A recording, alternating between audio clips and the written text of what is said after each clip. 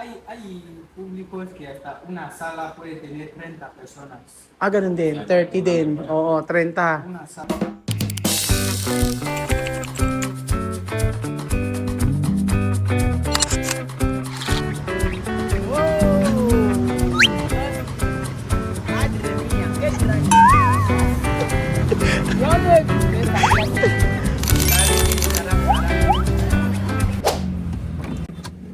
Wow! Santo Cristo Integrated School.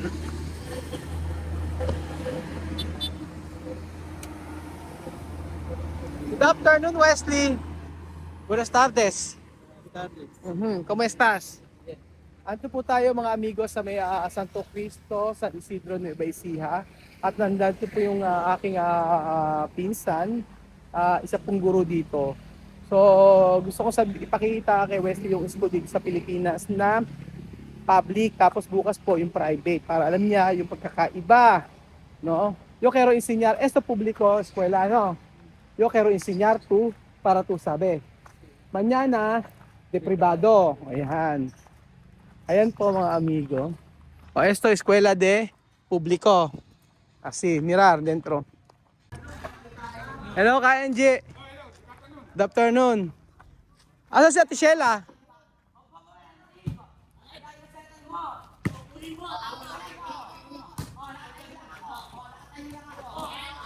Ayan, sa lugar? Boko?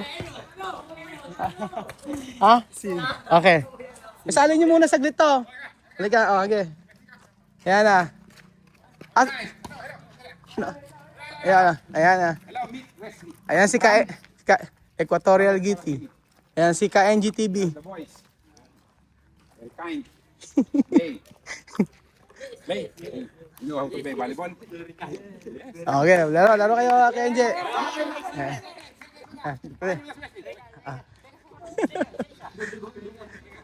You know, Filipinos are very friendly. May high school na pala rito, no? High school? High school. Ayan, ayan. Okay. Basi. Pwede, asi, bien. Ayan. Ayun. Ano yung mga high school, no? Oh, galing! Ayos!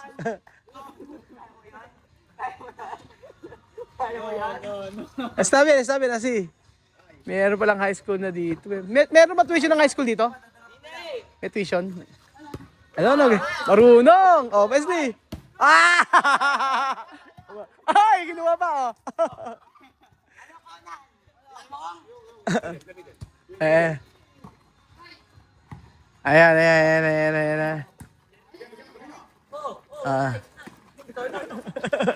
Ano yun? Tapos. So, sa bayro natin Sheila? Sa likod. Dati pa rin? Galing yung Wesley. Parang. Oh. Okay. Kaya naman no? Okay.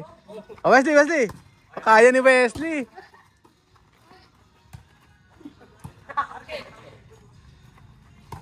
Oh!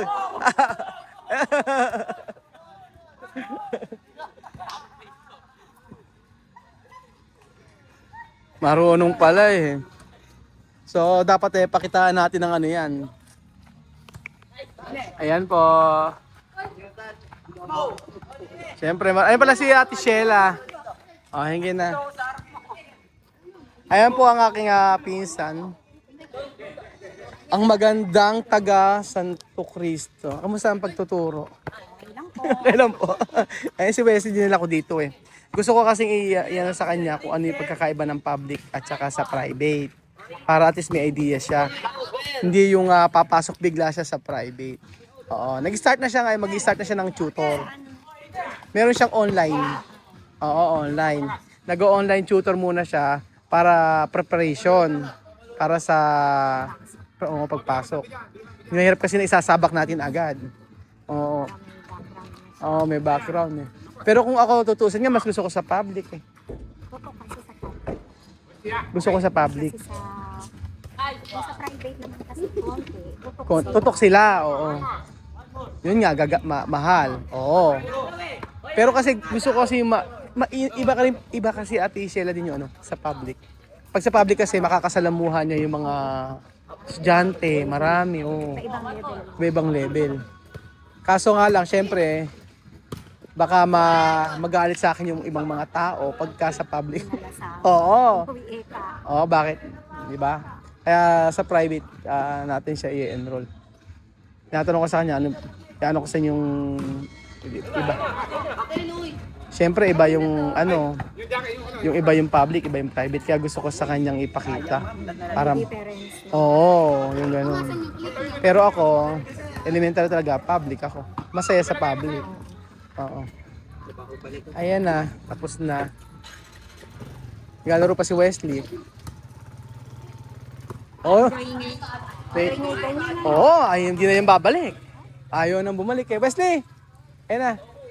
Ayan na. Sige na, vamos. Para yung estudyante. Después to jugar, pwede. Halika na, ate Ma'am Sheila. Si Ma'am Sheila po ay, ano tinuturuan mo? Grade 2. Grade 2 din sa room mo. Oh. Vamos a mirar a su habitación. Oh, no, de escuela de clase. ¿Cómo se llama esto? Oficina. Oficina? Dirección. Dirección, yo no sé. ¿Cómo se llama eso en Ay, español? directora, no? Maestra. Maestra. Oh, ano tuturuan mo, Ma'am Sheila? Grade 2. Sala. Sala. O, sala tawag doon.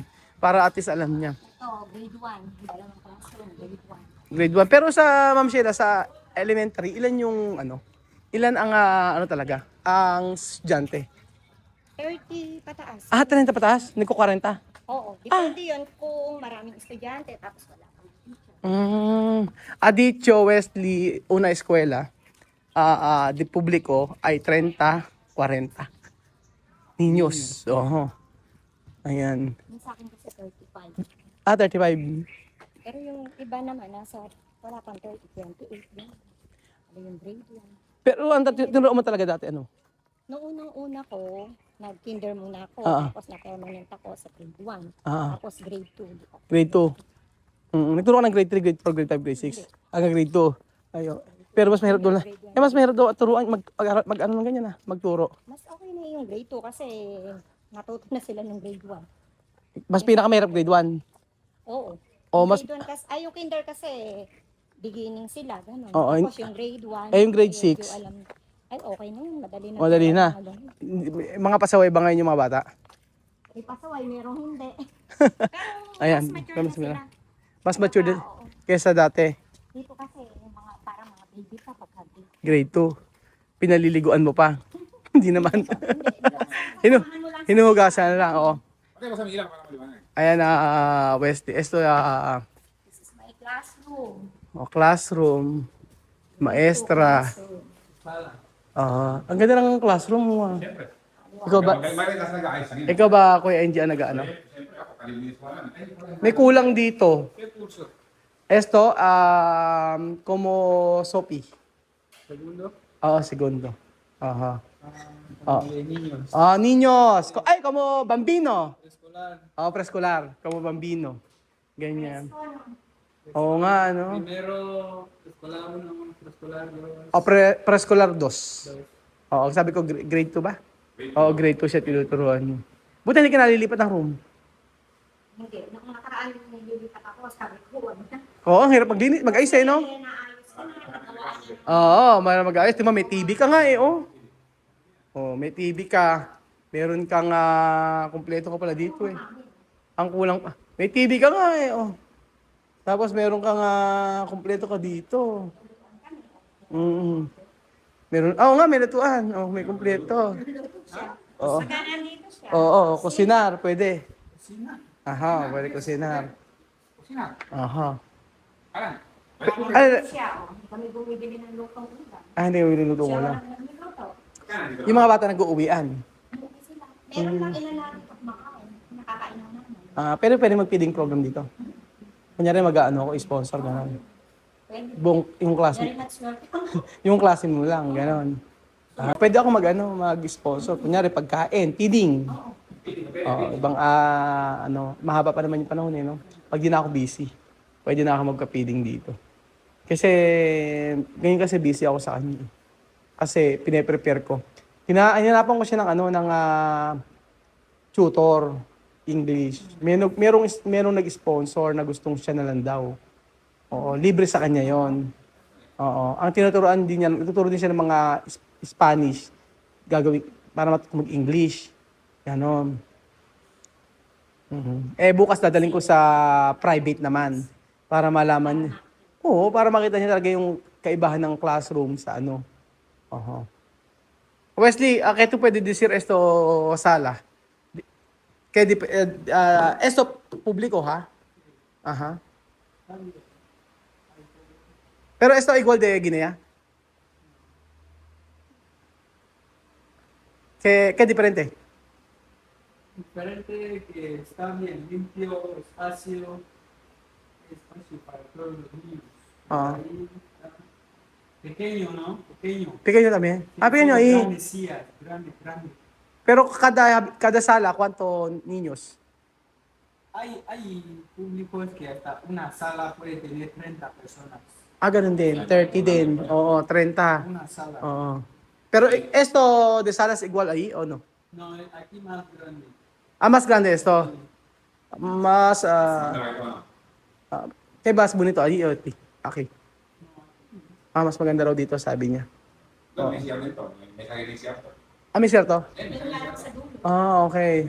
Tiene banyo. Kaya nga. Hindi na-allow yung classroom na mag-aircon, gano'n. Pwede. Tapos babayaran ng mga nanay. Kasi, pero malamig naman. Pagka ganito pa naman, Pero ang mainit. pag nagsabi yan, Summer, may pasok pa yung mga bata. meron. Wala. Ayun yung Oo. mga Pero may mga classroom dito may aircon. Yung isa, pinayagan. Pinayagan. Depende, no? Kaso malaki, 2.5 siguro horsepower. Kasya dito. Pero ang komportable yung mga bata ang magbabayad ng ilaw. Iyano sa meeting, papayag ng mga namin. Sila Kung papayag. komportable yung Komportable yung mga anak. Para problema lang yung unit ng aircon. Pero yung sa bayan, Oo. makakaya ng parents. Maba. Oo, kasi ang monthly lang. Kasi, yung mo electric party lang, parang Ganun din. Ay, ang mga nagbabayad ng kuryente ba ito? Sino? School? school. School na. Pero pagka nag-aircon, estudyante. Magkakaroon kasi ng sarili. Share lang. Mura lang naman. Oo nga eh. Mura lang yung isa. Kaya, Mga 500 siguro. oo nga eh. Pero maganda yung room mo eh. Oo, naayos mo. Kasi nga inaayos yung buti. Oo, naayos na buti. Tapos kompleto. Grade. Grade Mas 2. kaya nila pa nito. 2, 4, 2, 4, Oo. Masira. Ito. 6. 6 electric pa nito. Tapos ang pasok nyo, anong oras ang pasok nyo? 7. 7 hanggang? 11 lang. Tapos, alauna. 1 hanggang 3. Hindi dire-diretso. May break na. Oo. Hindi ba kasi, lang eh, parang, kunyari, alas 7 ng umaga hanggang alas 3, ganon. Ano kami? Full day. Hmm. Full day. Uwi yung bata ng 11, babalik ng 1. Hmm. Yung hanggang grade 2. Yung 3 to 6, nasa 11:30, 11:45. Tinanong ko kasi sa dati kung pwedeng tanggapin yung mga Aprikano dito eh. Pwede, kung pwede. Kaya lang di ba sa immigration kasi, ang sabi nila, merong school para sa kanila. Oo. Ay, eskwela para ti. Doon pwede entrar esta publiko. Tu entrar privado. Como Kylie. Mañana vamos a ver para tu sabi. Okay? Parang international school. Ano? Hindi naman, basta private na meron silang merong, ang tawag doon? Parang registered ba tawag doon? Parang, may school kasi na nakarehistro sa immigration na, oo, Para sa mga foreigner. sa mga foreigner. Ang nagkataon lang, meron dito yung Wesleyan. General de Jesus meron, kaso high school pa lang. Tapos, de La Saltec. Yung tatlo. Tapos LSU, yung mga yan. Sa Kabanatuan, medyo malalayo na. Dito kasi sa public. Aki Wesley, no? Tu Guineano o otro nacionalidad no puede entrar sa publiko. Puede cuando tu madre Guineano padre, Pilipino. Kung Pilipino sana yung tatay niya. Oo. Ako ang tatay niya. Kaya lang, hindi naman by blood. By heart lang. Aha. Pero ito, cuando tú entra Republiko, no tiene problema, no? Mm. Pero mas mejor privado, no? Oo. Sa kanya, wala nang problema kung public or private. Pero sabi ko, mas maganda sa public kasi matututukan nga naman. Oo, kasi dati hindi ko naman naipakita sa ibang mga bata ito. Mga dinala ko dati yung para at least alam niya ngayon. Hindi tayo natuloy. Mas maganda kasi yung malalaman niya yung kaibahan. Anong andito challenge dito, yung mahirap? Sa mga estudyante, sa pagtuturo. Sa sobrang dami, ano? Sa sobrang dami talaga. 30 plus, wala namang umabot ng 40. Wala naman. Pero sa mga tinuturuan mo, Okay naman to, 35 sila. kaso hindi matuturuan isa-isang ganyan. Hindi sa remedial namin. Ini- Halimbawa, yung mga iiwan, slow reader. Iniisa-isa mo. May remedial kami. May So, remedial. 30 minutes. Iwanan yung mga bata. Maano pala, no? 30 minutes, tuturuan ng Ibig sabihin, 36 silang dito. Bali 30 pa. 35. 35 ang estudyante rito. Ang dami, Halimbawa, may naiiwanan na 5. Ah. Iwanan mo yun, i-remedial mo siya, tuturuan mo ng libre sa free time mo, sa uwian. So, At least ayun. matututukan mo sila. Kasi pagka nahuhuli. Oo, Pagka gano'n. okay na yung dalawa, may iwan yung tatlo. Hanggang sa makasabay sila. Hanggang sa makasabay. So, ayun po mga amigo. At least alam na ng Westy ko ano yung private tsaka yung public na school dito. Siyempre, naninibago pa. Mag-isa lang eh. Kung may mga kasama siya na siyang Aprikano dito, mas okay. Kahit pa paano, meron siyang kalaro. Kaya lang, alasang choice kung hindi mag-adjust siya dito. Pero tingin ko okay naman. Para mukha naman siya Ano kung masaya nga ba siya? Wesley! Pregunta ba? ¿Tú contento aquí de Pilipinas? Sí. No triste. No. La verdad. Solo tú guiñano aquí de esto sitio, no tiene problema. No. Contento? Sí. Contento. Cansado de estar. Mo si Rian, O masaya naman daw pala siya, sabing ganun. meron siyang kakilala. Kaya nga.